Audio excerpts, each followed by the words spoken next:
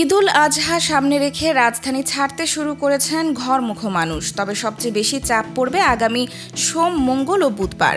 বিশেষজ্ঞদের মতে এই সময় প্রতিদিন গড়ে প্রায় ৩৫ লাখ মানুষ ঢাকা ছাড়তে পারেন, অথচ সব ধরনের যানবাহন মিলিয়ে পরিবহন সক্ষমতা প্রায় ২২ লাখ মানুষের।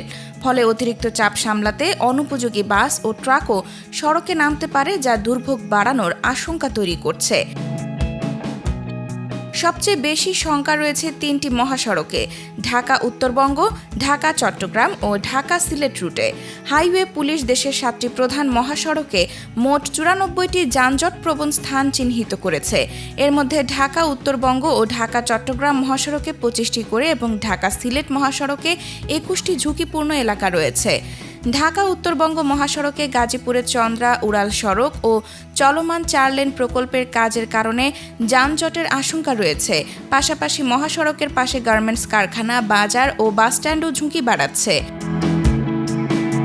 ঢাকা সিলেট মহাসড়কে আশুগঞ্জ, গোলচত্বর ও বিশ্ব রোড এলাকায় উন্নয়ন কাজ, খানাখন্দ ও অব্যবস্থাপনার কারণে আগের ঈদের মতো এবারও দুর্ভোগ হতে পারে।